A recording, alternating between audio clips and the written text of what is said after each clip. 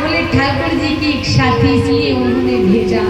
लेकिन जैसे ही सुदामा जी ने प्रसाद लिया और आगे बढ़े कि एक ठेवा लगा कि वह खीर नीचे गिर गई और कुत्ते उस खीर को चाटने लगे। सुदामा जी मन में विचार करते कि ठाकुर जी चाहते कि आज फिर एकादशी व्रत रहना है। महाराज कोई गम नहीं हुआ।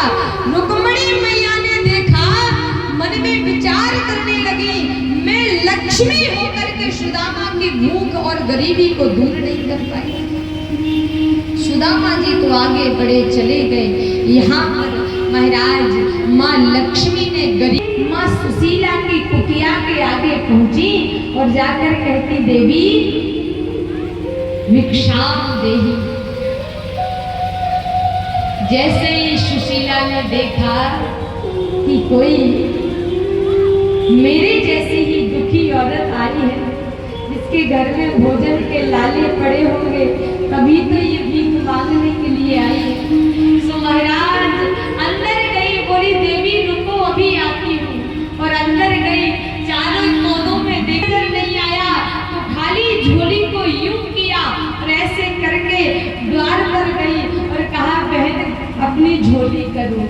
जैसे उसने झोली करी तो खाली झोली हिला दी और रोने लगी। बोली, बहन जैसी गरीबी तू है वैसी गरीबनी मैं हूँ। जिस प्रकार तू अपना पेट पालने के लिए भीख मांग रही है, उसी प्रकार मैं भी बच्चों का पेट भरने के लिए भीख मांगती हूँ। लेकिन दुर्भाग्य है कि आज तू मेरे द्वार पर आई, मेरे घर में एक अन्न का कण भी नहीं है। महाराज रुक्मिणी मैया गरीबनी के भेष में ऐसी भावभीनी बातों को सुनकर रो पड़ी कि प्रभु ऐसी गरीबी। रुक्मिणी मैया ने गले से लगा लिया। बोली, बहन रोती क्यों है? अरे हम तो बहन बहन हैं, तुम गरीबनी और मैं गरीब। हमारा तो एक जोड़ा है और सच कहूं तो तू गरीब नहीं है, तेरा हृदय बड़ा है। गरीब वो होता है जिसके मन में संतोष ना हो, उसे गरीब कहा जाता है। और तेरा हृदय बड़ा है तो गरीब कैसे हो सकती है? देख करके सुशीला आश्चर्य में पड़ गई। तब पूछा, देवी आप कौन? तो सुशीला कहती, बहन हमारा तुम्हारा देवरानी जेठानी का नाता है।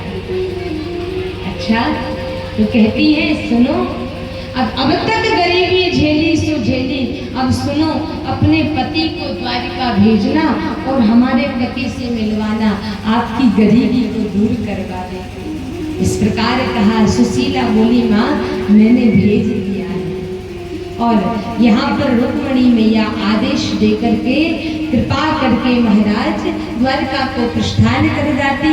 यहाँ पर श्याम सुंदर देखिए, जब सुदामा जी मार्ग में चले, माया को आदेश दिया, योग माया अपनी योग माया के द्वारा नाग को आगे लगा दिया, सुदामा को उस नाव में बिठाया और महाराज नदी से पार कर दिया।